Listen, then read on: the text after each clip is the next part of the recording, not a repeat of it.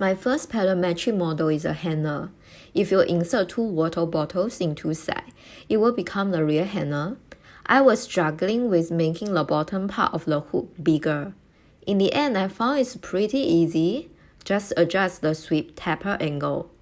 My second parametric model is a wrench. Yes, after few time practice, I found my modeling speed become much faster than before.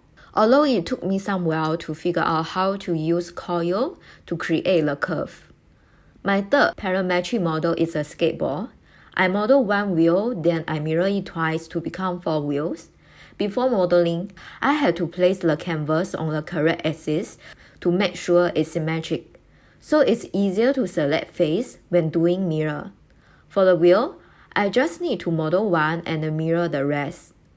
Okay, let's move on to freeform. It's a Pikachu. Yes, I know it looks a bit funny, but trust me, I've done my best making it this way. The hardest part was the head.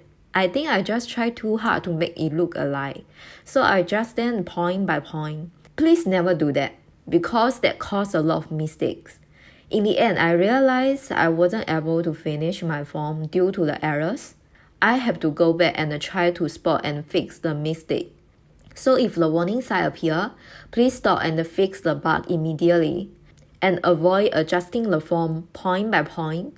It's quite likely to make the lines and dots crossing over and result in its face uneven. For Pikachu's cheek, I use split face to make the circle attach on its face. The second freeform I model, I call it Big Hero.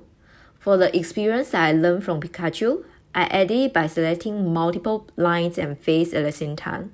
I use parametric way to model the head and legs, but for the body, arms and feet, I model them by freeform.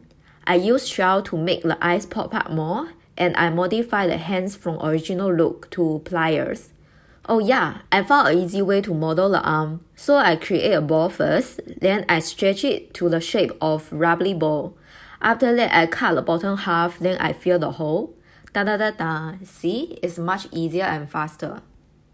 My third freeform is this bottle. It looks simple, but I was stuck in the beginning as I couldn't move the sketch. I don't know why, but I just can't move it. So I have to find another way to solve this problem. I create a plan and adjust the height to put my sketch on it, followed by a loft, so I don't need to move the sketch anymore. Next, come to the assembly model. It's not hard to make the camera body, but it takes me a while to create the round corner of the camera. Then I realized the Fiddy can do this. Just select the correct edges.